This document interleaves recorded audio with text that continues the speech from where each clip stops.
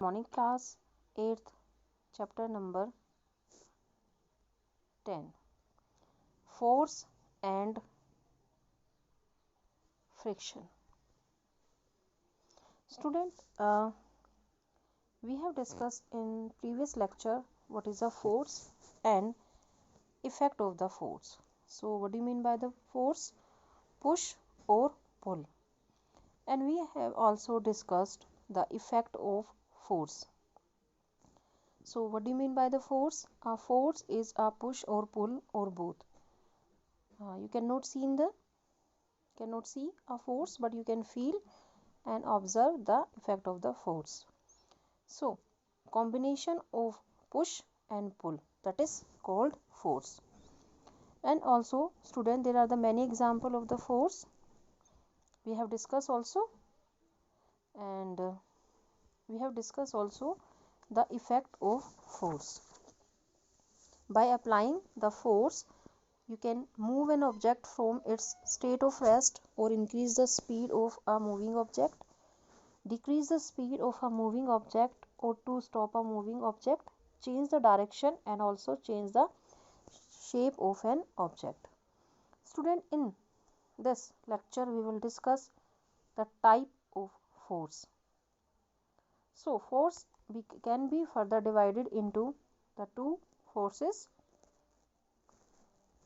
contact force and non-contact force. So first we will discuss the contact force. What do you mean by the contact force? A force which can cause, listen carefully, what do you mean by the contact force? A force which can cause or change the motion of an object by physical touching. There is a requirement of the physical contact. So what do you mean by the contact force? The force acting between two objects. I will give you example also. So the force acting between two objects that require a physical contact between them are called contact force. So there are the two common example of the contact force, muscular force and the frictional force. There are the two types of the contact force, muscular and frictional force. So what do you mean by the muscular force? You can imagine the muscular force. There is a word muscular. So what do you mean by the muscular force? The force caused by the action of muscles is called muscular force. Or in other word, when an object is pushed, pulled or lifted, when you something is pushed or pull or lift by an action of the muscles, that force is called muscular force. For example, a weightlifter lifts the heavy weight with the force applied by his arms. Okay, so other example of the muscular force activities such as bending, movement, breathing, digestion of the food involve muscular force. These are the many example of the muscular force. And you can take example of the weight lifter also. Bending, when you bend, when you move, when you breathe, the digestion of the food involves the muscular force. So the point where the force is applied on an object is called the point of contact. When you lift an object, when you push or pull, the point, that is point where the force is applied on an object is called the point of contact. Okay, so what do you mean by the muscular force? The force caused by the action of muscle. There is a physical contact, there is a requirement of the physical contact. Now the frictional force, you can see,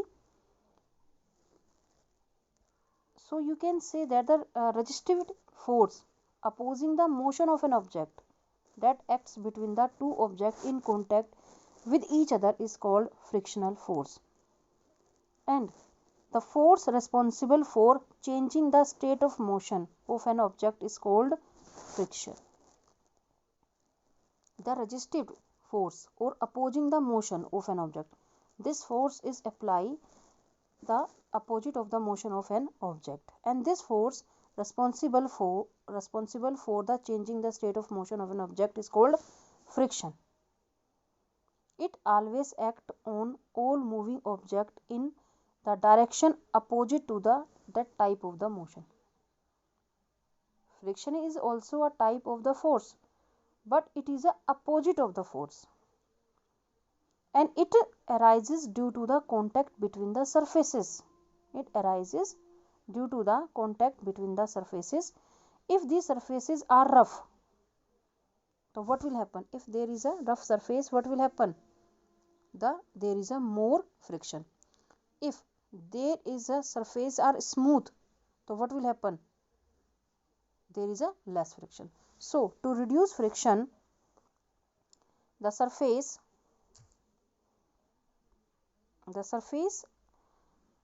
in contact are kept smooth and polished. To reduce friction, the surfaces in contact are kept smooth and polished.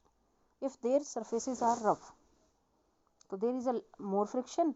To reduce friction, the surfaces is contact are kept smooth and polished.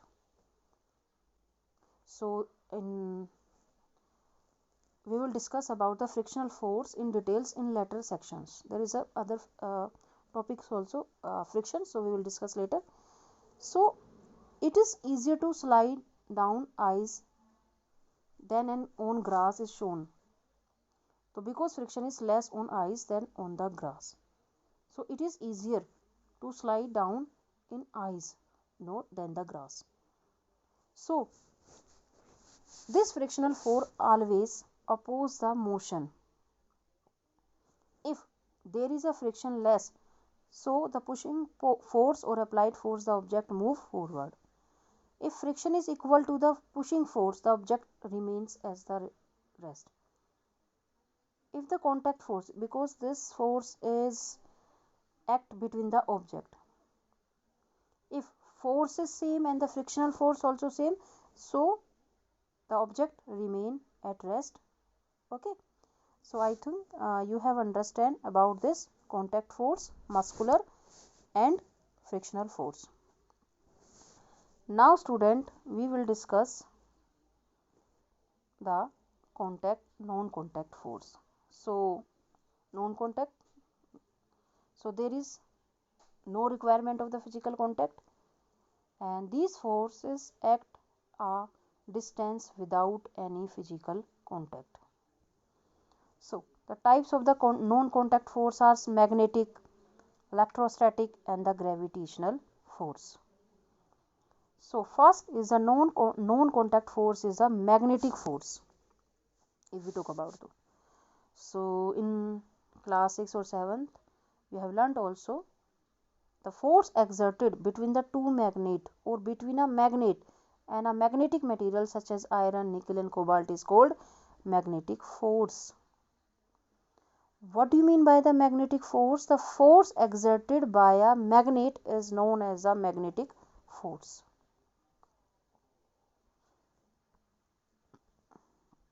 The force exerted by a magnet is known as a magnetic force. So, student, there is attraction or repulsion between the poles of the magnet. If there is a like charges, what will happen? If there is a like charges, so they repel. They push with each other. If the unlike charges are there, they attract with each other. Like charges, suppose you can take example of the north pole. So what will happen? They repel with each other. And also south pole and south pole, they also repel with each other. If north and south, so what will happen? They will attract with each other. Okay, so a magnet can exert a force or another magnet without being in contact with it. There is no requirement of the physical contact. And this force exerted by a magnet, So this magnet can exert a force on another magnet without being in contact. They attract naturally. So this is known as the non-contact force. Now second is the electrostatic force. Student, the force exerted by a charged body on another charged or uncharged object. Listen carefully. The force exerted by a charged body on another charged or uncharged body is known as the electrostatic force, and it enables the charged substance to attract the neutral substances. You can take example of the when you small pieces of the paper attracted to a balloon. There is a electrostatic force. So there are the two types of the charges. What are positive and negative? So if we talk about if unlike charges are there, so they are attract with each other. You can take example of this. If there is like charges, so what will happen? They repel with each other. If the unlike charges are there, so they attract with each other. So there are the two type of the charges, positive and negative. The force between them can either be attractive or repulsive. Unlike the attractive gravitational force, two positive or two negative will repel each other, but a negative charge and a positive charge will attract each other. In other words, like charges repel each other and unlike charges attract with each other. So you can take another example of a rub a plastic scale. What will we do? Take a plastic scale or a comb also. So rub a plastic scale on a dry hair and try to lift some bits of a paper. So you can see there is a charges also. There is a electrostatic force. There is a charges will be produced. Okay. Now next is a gravitational force. Gravity, earth gravity. So student, suppose when a ball is thrown up, so what will happen? It comes back. So the only force that makes it come down is a gravitational force, and this a gravitational force is a non-contact force. And you know everything pulls everything else in the universe. The force of attraction with which object pull each other is called gravitational force. So the attraction of the object towards the earth is known as the force of gravity or gravity, and this force act on all objects in the universe. And every object in the universe, whether small or large, exert a force on every the object.